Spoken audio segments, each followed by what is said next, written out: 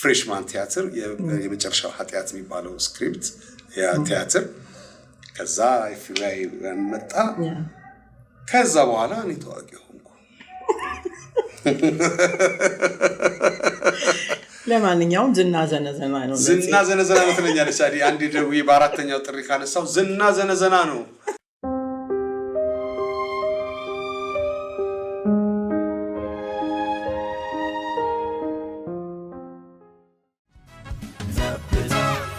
ጠብታ ቲቪ መጽሔት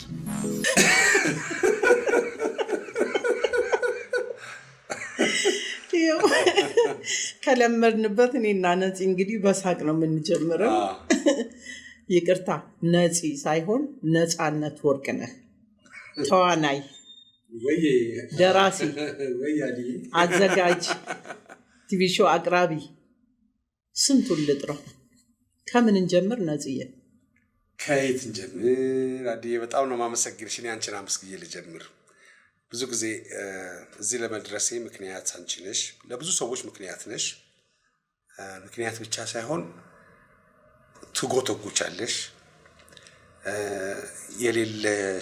የሌለው ያላየውን ሰው ያላየውን ነገር ታያለሽ እዚሁ እንጀምር እስከዚህ እኔና አንቺ ከሰኞ እስከ እሑድ ቲያትር ሰርተናል የሰኞን ኦዲየንስ እናውቃለን የማክሰኞን ኦዲየንስ ያሮብን የቅዳሜን የከሰዓቱን የማታውን ሁሉ እናውቃለን አብረን ብዙ ነገር በፍሬሽማን ያየነን FBI 1 ሲመረቅ ነበርሽ FBI 1 ሲመረቅ ታውቂያለሽ ስክሪፕቱን አይተሻል FBI 1ን ስክሪፕት የለውም እያሉ በሰው ስለሚያወሩ ነው እኔ ልጠይቅ አንቺ ልጠይቅሽ 140 ገጽ ነው አውቃሃል አልሽኝ ደውለሽ አሁን ይሄንን ፊልም ልታረገው ነው ብለሽኛል FBI 1ን እና ያስቃርሽ እንዴት አያስቅም ብለሽኝ ያው እንግዲህ አሁን ድረስ ሰው ውስጥ ገብቷል እኔ አብሬ ሰው ውስጥ እንድገባ አንቺ ምክንያት ነሽ አዲ ወንድማችን ታዱ እግዚአብሔር በደጋጎች ቦታ ያኑረው ቤተሰብ ወዳጄ ነሽ አንቺ እናቴ ነሽ እናቴ ምትክ ነሽ አንቺ አዲ እግዚአብሔር ያክብርሽ እግዚአብሔር ይጠብቅሽ አሜን ነፂዬ ከዚህ በላይ ምን ጸጋለ እግዚአብሔር ይመስገን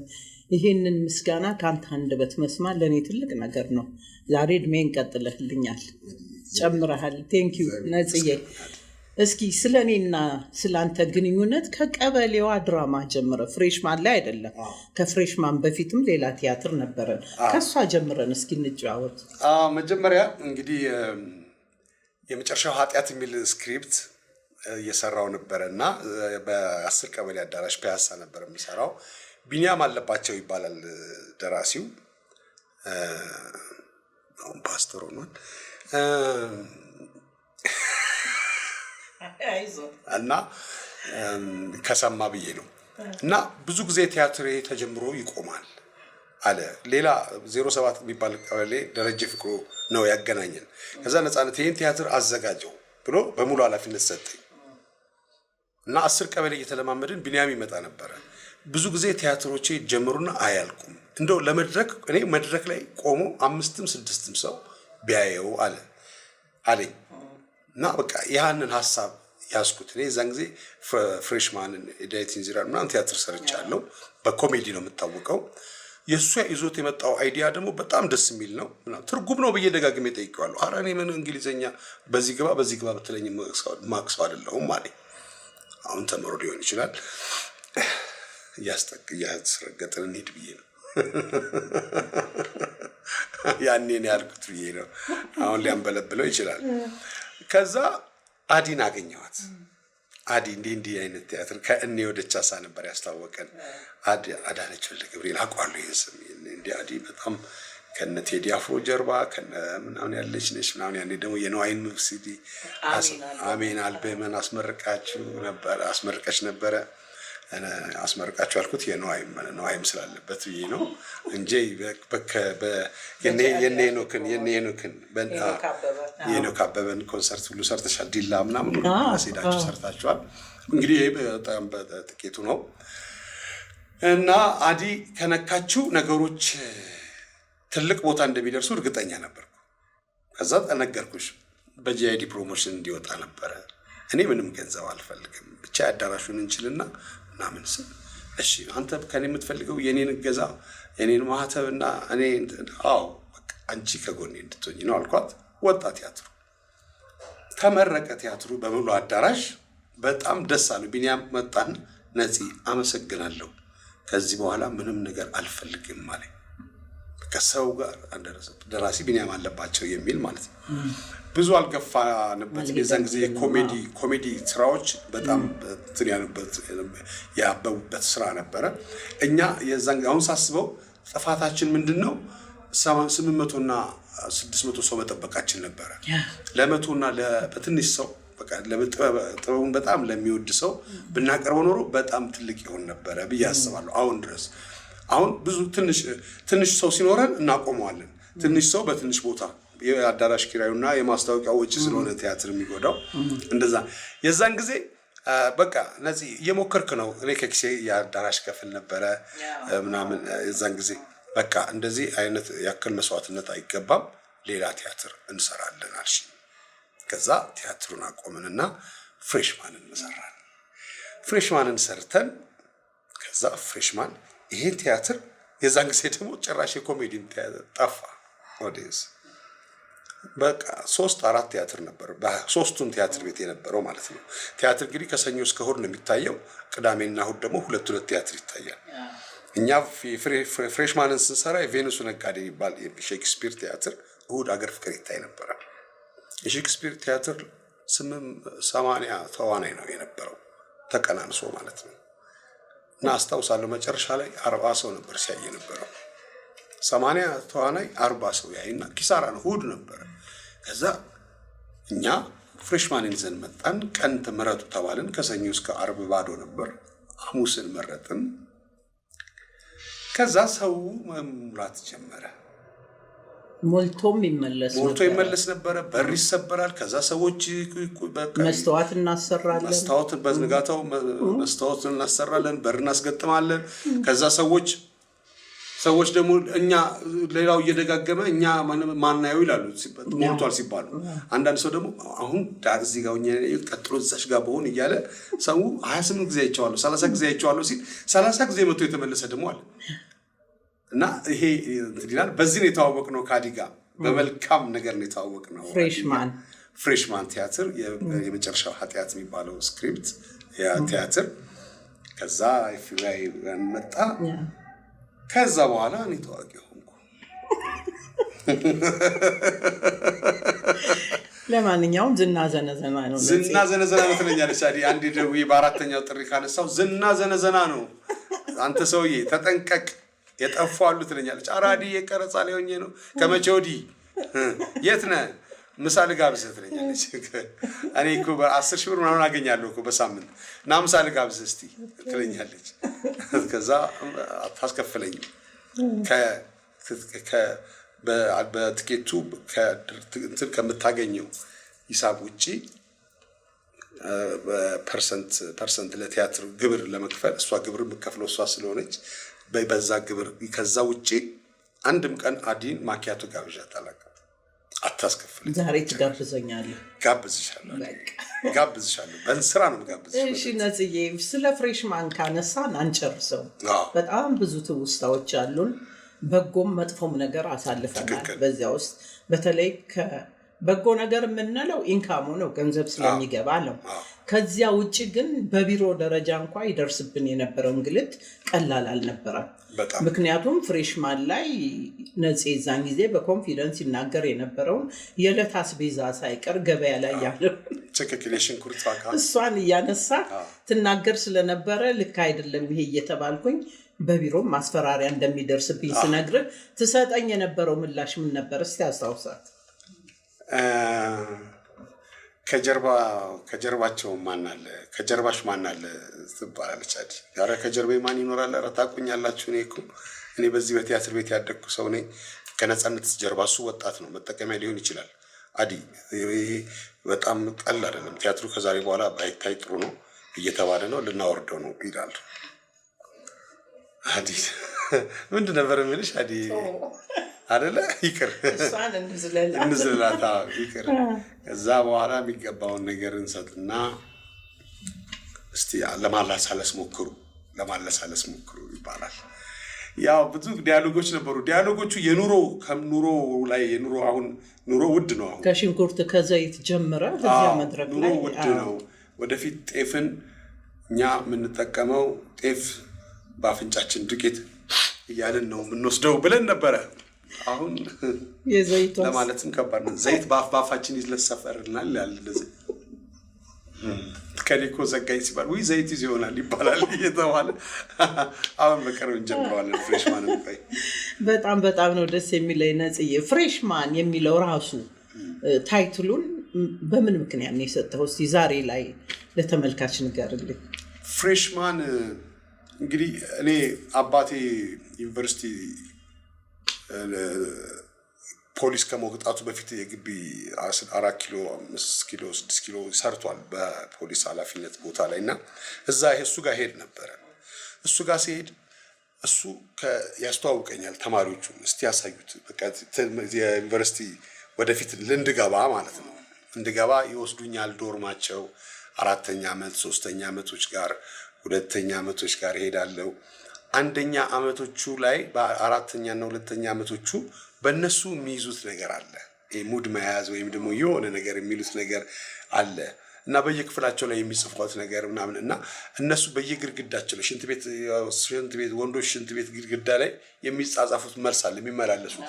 እኔ እሱን ገብቻ አነብ ነበር።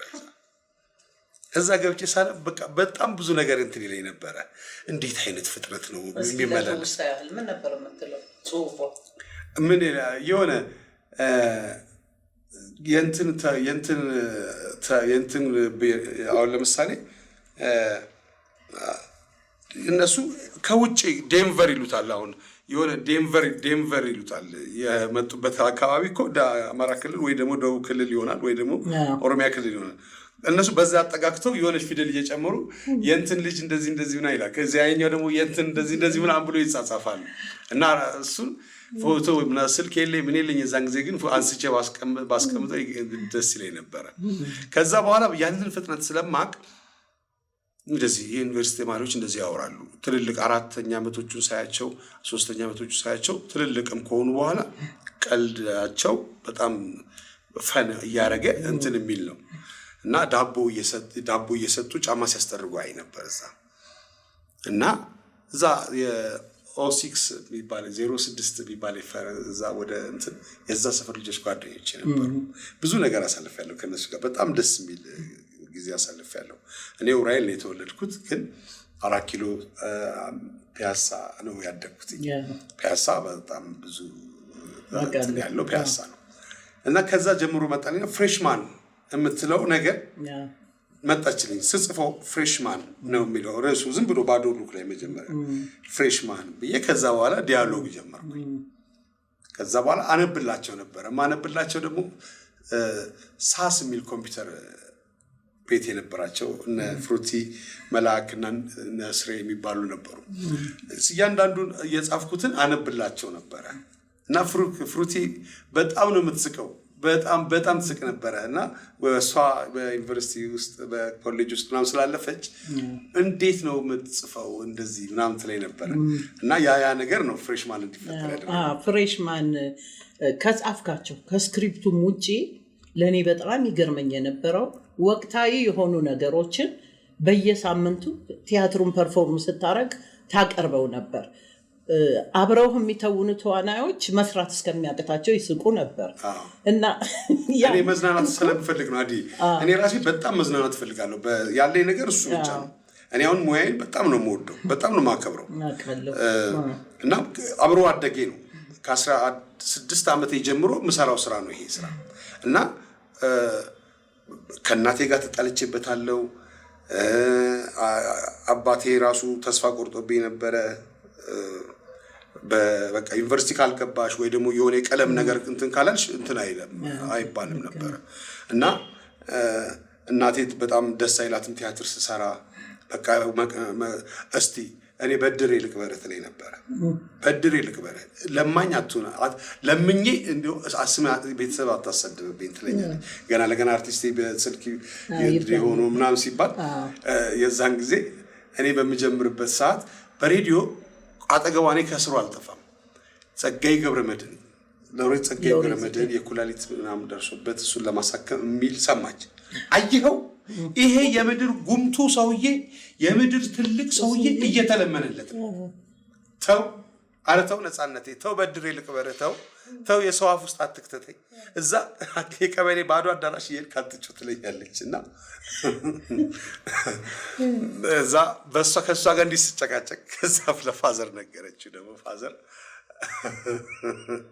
ፋዘር እንግዲህ ፊናንስ ፖሊስ ነበረ። ከዛ በኋላ ወደ ሶማሌ ጦርነት ሄዶ ከዛ ወደ ኤርትራ ጦርነት ሄዶ ምናምን የመጣ ነው። በረሃ ነው የሚያውቀው እና አዲስ አበባ እንግዲህ መጨረሻ ሲመጣ ነው ያወቀው አዲስ አበባ እንጂ ሀረር ነው የሚኖረው የነበር። ድሬዳዋ ነበር ትዳራቸውን የሚመሰረቱት እናትና አባቴ ድሬዳዋ ለጋሬ የሚባል አካባቢ ነው እና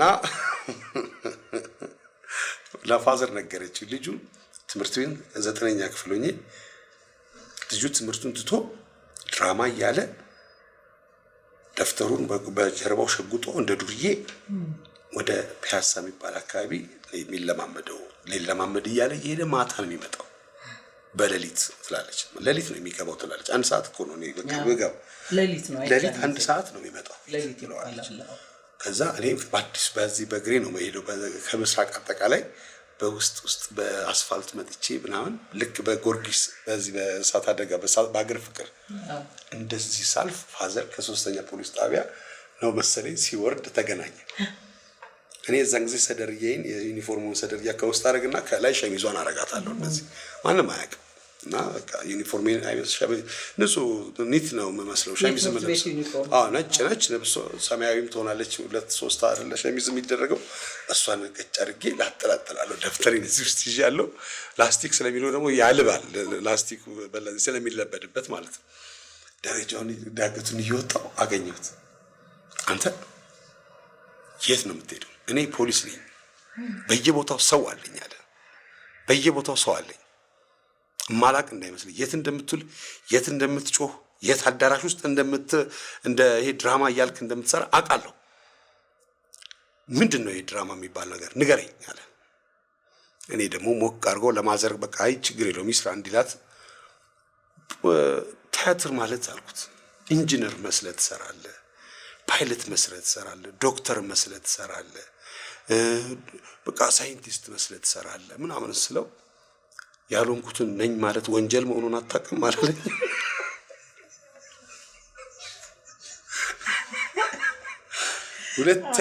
ሁለተኛ እንደዚህ አይነት ነገር ለእናትህ እነግራታለሁ። ጭራሽ ወንጀልም ነው የምትሰራው እሷ እኮ ድራማ የምትሰራ መስሏታል ብሎ ከዛ ለማዘር እንደዚህ ይነግራታል። ይሄ ምን ያውቃል ይሄ ድሮም ወታደር እዛ በረሃ ሲዞር የነበረ ሰውዬ አለች ማዘር።